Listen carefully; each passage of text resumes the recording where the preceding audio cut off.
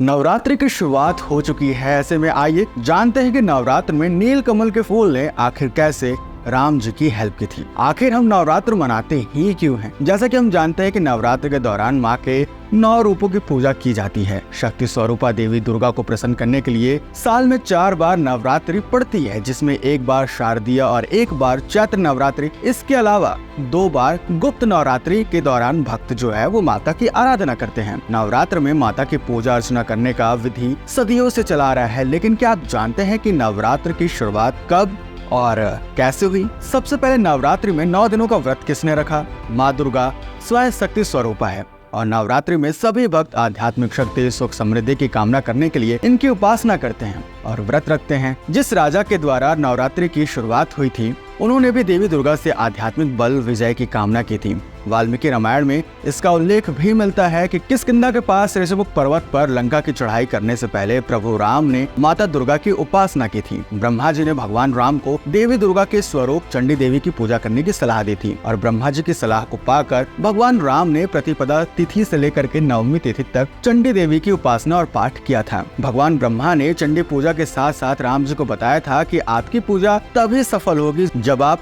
चंडी पूजा और हवन के बाद 108 नील कमल भी अर्पित करेंगे। हाँ, वैसे ये नील कमल बहुत दुर्लभ माने जाते हैं। राम जी ने अपनी सेना की मदद ली थी और 108 नील कमल के फूल ढूंढ लिए थे, लेकिन जब रावण को ये पता चला कि राम चंडी देवी की पूजा कर रहे हैं और नील कमल के फूल ढूंढ रहे हैं, तो उसने अपनी मायावी शक्तियों से नील कमल को गायब ही कर दिया। चंडी पूजा के अंत में जब भगवान वो नील कमल चढ़ा रहे थे तो उसमें उन्हें एक नील कमल कम दिखा। ये देखकर वो बहुत ही चिंतित हो गए और अंत में उन्होंने नील कमल की जगह अपनी एक आंख माता को अर्पित करने का फैसला लिया। अपनी आंख अर्पित करने के लिए जैसे ही उन्होंने तीर उठाया, तभी माता चंडी प्रकट हुई और माता चंडी उनकी भक्ति से प्रसन्न हुई और उन्हें विजय का आशीर्वाद दिया। फिर प्रतिपदा से लेकर नवमी तक माता चंडी को प्रसन्न करने के लिए प्रभु श्री राम ने जल के अलावा और कुछ भी ग्रहण नहीं किया। 9 दिनों तक माता दुर्गा के स्वरूप चंडी देवी की उपासना करने के बाद भगवान राम को रावण पर विजय प्राप्त हुई। ऐसा माना जाता है कि तभी से नवरात्रि मनाने और 9 दिनों का व्रत रखने की शुरुआत भी हुई थी। ऐसे में